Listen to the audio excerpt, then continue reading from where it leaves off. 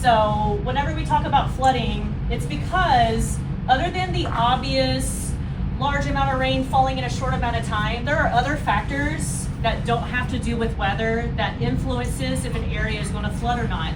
And we don't know about those outside factors until it's already happening. So here in Texas, we get what are called flash floods. So flash floods are something that happen in less than 6 hours. And it's usually from a lot of rain in a very short amount of time. Now, one of the things that influences whether or not roads will flood are storm drains. Y'all seen what storm drains look like, right? They're the long holes in the curb along the road that water flows off into. So if those storm drains don't have any trash or debris or litter in them, the roads will be free of any flooding. They'll still be wet, but they're not going to flood because the water is draining properly. However, if those storm drains have trash and debris and things like that, the water is not going to flow off appropriately and it's going to start to build up, okay? So here in Texas, we are one of the biggest states, and we do have the highest number of people who get hurt from flooding, but it's typically, on average every year, people driving into floodwaters at night, because it's the hardest to see at night when there's flood waters. So that's typically the number one reason why people get hurt, okay? So I know that you guys have been out of school for a few weeks, but y'all remember what a ruler looks like, right? What does a ruler look like? It's about this big, correct? It's about 13 inches or so, right? I love it. Man was like, no, 12. So most of the time I go do these programs, they're like, should we tell her? So thank you for that, all right? 12 inches. That was an attention checkpoint. Good job. So let's do some math. What is 12 divided by 2?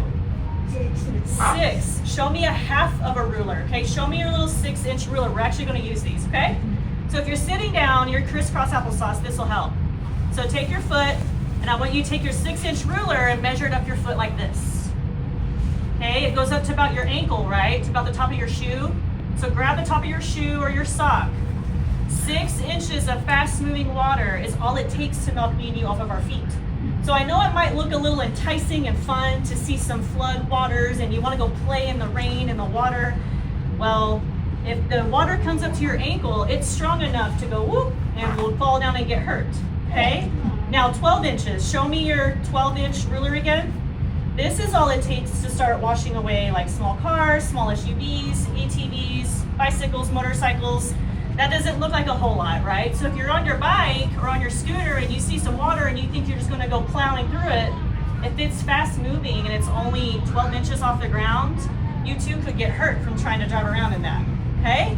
Now without poking your neighbor's eye out, show me 18 to 24 inches. Show me 2 rulers.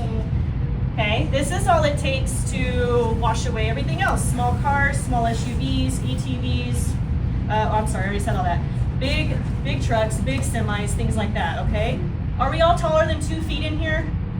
Yeah, right? So we don't want to play in water that's even above our ankles, okay? Also, floodwaters can be icky. There are some things that are in there like chemicals, oils, gasoline, also critters like snakes and fire ants. Do you guys know fire ants float on the water? They all pile on each other and they create a big old mound and they float. Really, really gross. So the floodwaters, if you try to play in them, they make your skin just itchy and irritable and you can get sick. So under no circumstance should we try to play in those, okay? Those are good. Okay, so now we're gonna recap those 4 topics with one key takeaway. If you don't remember anything else about today, let's remember this one thing about each, okay? With lightning, when thunder roars, go indoors. Let me hear y'all say that back to me. When thunder roars, go indoors. Okay, when thunder roars, go indoors. Science says that if you say things out loud, it's easier to remember, okay? Now with tornadoes, remember the next time that you might be in a tornado warning, it doesn't mean it's gonna be a big, bad, scary one. It'll most likely be an EF0 to an EF1, and we talked about that, okay? Now with hail, even though it looks neat, you wanna go outside and you wanna grab some hailstones, don't go out there and grab them, they hurt, I promise you. And then with flooding, turn around, don't drown. Let me hear you guys say that back. Turn around, don't drown. Good job, excellent. So now, here's just a few things that you can do to learn more about weather, severe weather, more than what we talked about today. Well, number 1, you're already in the perfect place. You're at your library. Your library has tons of books that you can check out about all different kinds of weather, more than what we talked about this afternoon, okay? So be sure to check out some of those books that we have.